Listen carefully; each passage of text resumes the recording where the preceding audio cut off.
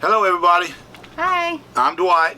I'm Shelly. Y'all don't know that. Yeah, and thanks for watching. It's been a couple days since we posted, so yeah, let's just get right into it. Shelly and I were talking about some of the stuff that we're doing and how it's how every day that we move the boat is a new set of challenges. You know, we watch videos and we listen to people talk about doing the loop, and until you do it, you don't know all the nuances of just moving the boat about 30 miles.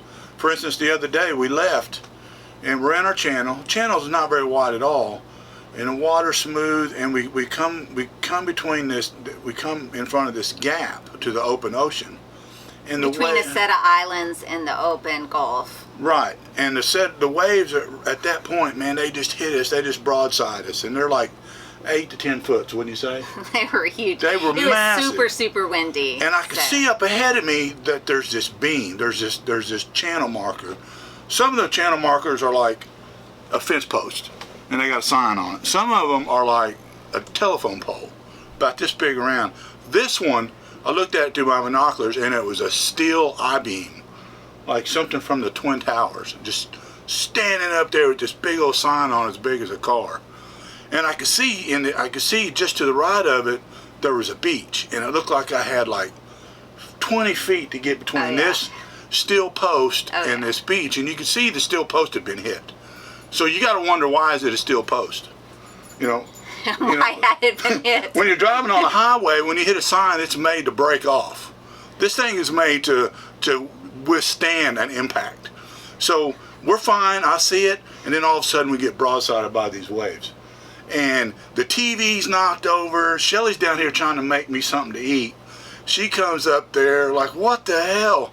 And the dogs are trying to get in my lap. And as I'm getting closer to this beam and this beach, this sand, it looks literally like I got like no room between them. Yeah. And the waves are moving me literally 20 feet. And I'm having to come back. So I just kind of speed up a little bit, thinking maybe I can just plow through this thing, because going as slow as we're going, we're like a cork. We're just moving around, but we're moving forward. And if you don't time it right, we're going to bounce off this damn I-beam.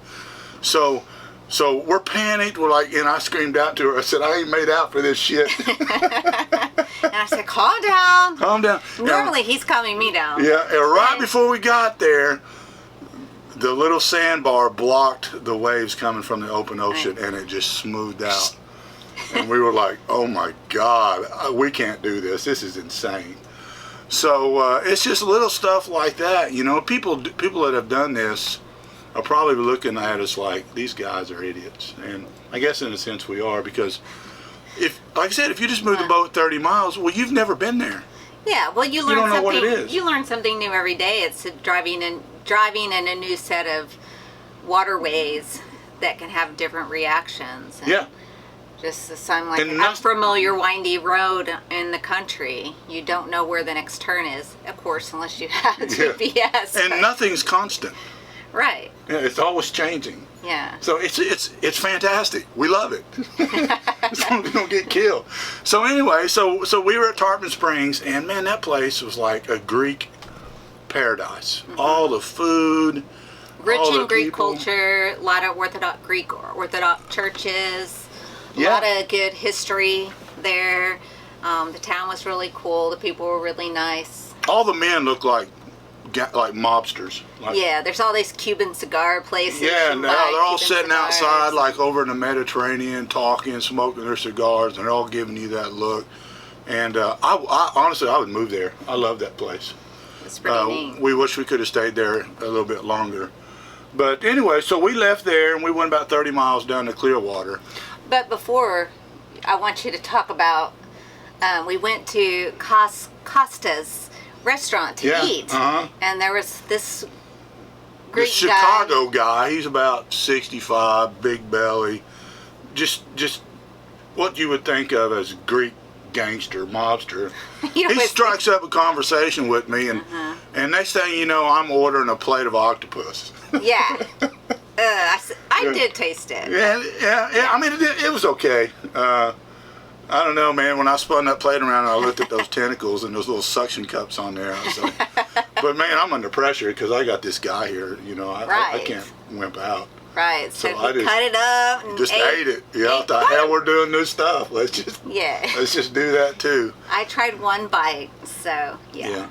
So another thing that happened on our way here, we're in the channel, we're moving along, and I got my iPad mounted over. It's over here, right above all the engine control buttons. And I got all those toggle switches. Yeah, I got a little mount. I put it on there, and what I do is I put my weather on that. And I hotspot it through my phone, so I always see the storms. And we were looking at it, and I went to set it back over there, and I dropped it. It didn't go into the little rail. It fell down on the little toggle switches. Well, our boat's got two engines, and the left engine is the engine. When you hit the engine sync. It's the engine that controls the power to both engines. So you only use that engine power when you're in engine sync. Otherwise you use both of them. Well, I didn't know it, but it hit that button and it killed that engine. Well, when it did that, it threw the other engine in neutral. So I'm trying to give it gas. I can see it's the only one running, but it won't do anything. And guess what? There's another channel marker. This one's only a telephone pole though. A big telephone pole. It's not that big. It was like this big. Big enough, and we're coming at it, and I've got no power, no steering, no nothing. And we kind of had a few choice words back and forth, trying to correct the situation. Finally, she got me right. We figured it out and realized that the port engine had shut off because he turned the switch off with the iPad when it fell. So we got it started. And I look over there, and that telephone pole just goes right next to us. We just barely miss it. So it's little stuff like that. It just happens. You don't know what it's everything is a challenge. Just grin and bear it. But it was super windy that day, so yeah, it was kind of crazy. It was a little. So we get here and so we get to the back side of Clearwater Beach. Yeah. And we're in the bay and we're anchored out. Wind's blowing about 30 miles an hour, and it's about 50 degrees. And so we didn't go into the marina because we didn't want to try to park in the wind. We just dropped the damn anchor and said, "This is it. This is where we're staying." And we had to move the anchor a couple times as we kept dragging off of it, but we got it right. And it's been a fantastic day. We went over to Clearwater Beach today and walked the dogs. Even the dogs got invited to inside the restaurant. We went to eat, and so let's talk about the creepy dinghy people. Okay. Every time we leave our boat to go to shore, to go do laundry, to go to the grocery store, to go eat, miraculously, no matter where we're at, there's this creepy dude on a dinghy staring at us, looking at us like, "Ooh, that's a nice." It's like dinghy. He's passing by. So now we're paranoid about leaving our boat. Right.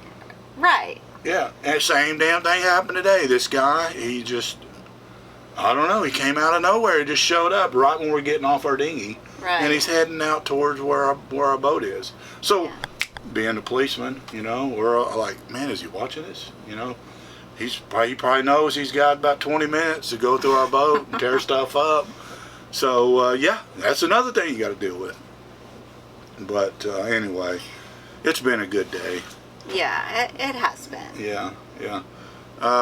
We wanted to talk a little bit about the procedure of taking the dogs to go pee. When you're anchored out. Right. Every time we do it, we try to get better at it. We try to make a plan. And we're going to put the collars on the dog. We're going to get on the dinghy. We're going to start the dinghy, get the dogs on the. The only problem is the dogs don't have an agenda. The dogs don't go by the plan. The dogs are just excited. We're going on a dinghy ride. They're going to shore. They're getting off this dang boat, and they're going to pee, and they just go crazy. So like this morning, it's cold. I've got stocking cap on, gloves, and I'm going to take the dogs by myself to shore. And we go over there, and before we even get over to the shore, they're out of the boat. And they're running around, they're barking, and I'm trying to get them in, and I'm trying to get the dinghy drug up on the shore. I'm in the water, I'm wet. By the time I come back, I've got poop all over me. I'm soaking wet. My gloves are wet. it's just, I don't know. He just needs me to go along. Yeah, it's chaotic. But it was really cold and I didn't want to. Yeah, so I was very happy that he said he would do it by himself. He goes, just let me do it. And I was like, I'm not going to argue with you. Okay, so we're in Clearwater walking around. And we go and we find a place where we can take the dogs out on the beach. So we go and we do that. And we think it's the dog appropriate place to take the dogs. Well, the guy told us to go. He said, go down there to the third light and take a left. Right. Anyway, so we get out there and the dogs are running around having a great time. And then JoJo we see a four-wheeler coming our way. So we think maybe this isn't the place where we think it's the dogs were allowed. Because there was a police car sitting right down there. Right. And so I'm thinking we're getting ready to get in trouble. So I'm like, well, maybe we should put the dogs on the leash. And then JoJo decides it's time to go number 2. So I pull out my poop bag and I pick it up really fast, and the four-wheeler guy comes by and he goes, thanks for picking it up. And we just said no problem, and off he went. And so I guess we were on the right place at the beach where you can take the dogs, but I thought for sure we were going to get in trouble. She's so paranoid, she won't do anything. And I'm like, what are they going to do? You know, the worst thing they're going to do is write us a ticket. Most likely we'll just play stupid. I know. We want to abide by the rules. Right. I would like to abide by the rules. But we obviously were in the right place because we didn't even get in trouble. He just waved on us and went on and by. The police car that was sitting out looking out from the beach from his car, he never did anything. Yeah. So anyway, so then after that we're walking back, and we're going to stop back by the place that was trying to get us to come eat on the way out when we were going to the beach. And on the other side of the road was the Hulk. Well, the Hulk. You know. Yeah. You'll see. Anyway, I go up to it, and it kind of intimidated little JoJo. She went after it. She got pretty protective over it. Yeah. She wanted it to stay away from me. And Molly was just trying to get him to pet her. Yeah, well, it was pretty funny. We shot Dwight shot a little video, so that's pretty funny. But so anyway, so we're here tonight, and which will be our second night on the anchor here at Clearwater Beach. And tomorrow we are headed to Gulfport Municipal City Marina, I think is what it's called. Right at Tampa Bay. Right. Yeah, and there we're going to do laundry and get full of fuel and full of water, and then we are headed south. We're going to probably get another 100 miles underneath us. Right. Hopefully find a grocery store nearby. We kind of Googled. There's some somewhat nearby. There's an Aldi's and a Save-A-Lot. So we'll see what else is around. You know, we appreciate you guys watching us, and if anybody out there thinks that they might want to do this or they're intimidated to do this, we just encourage you to go to a looper convention, get plugged in to the Great Loop Association, and get to talking to people. And it's called the American Great Loop Cruisers Association. Yeah, AGLCA. And you just take it one day at a time. You just plan out your next trip and make it. You don't look at the big picture. Anybody can do this. If a couple people from Oklahoma who have done nothing but be on a lake, go left or right. Yeah. What cove are we going to today? Right. To this. Yeah. It's fantastic. Yeah. Yeah. We're having a good time. It's a lot of fun.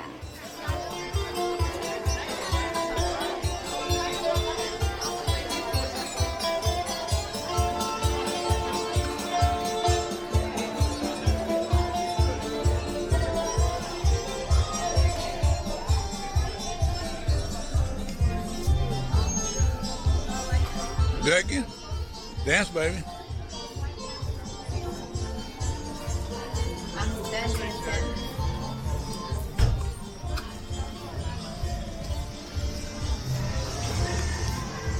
And then right there's our boat. Right there. Come on, buddy. Let's go. There it goes. There it goes.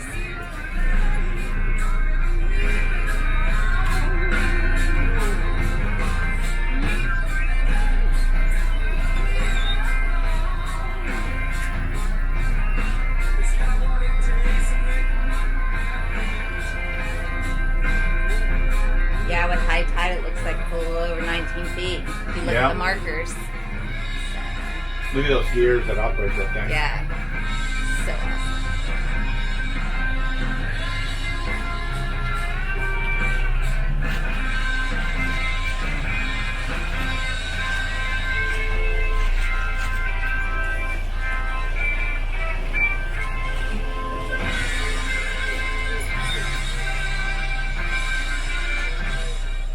Thank you very much. All right, 10-7, you guys have a great day on the water. Thanks, sir.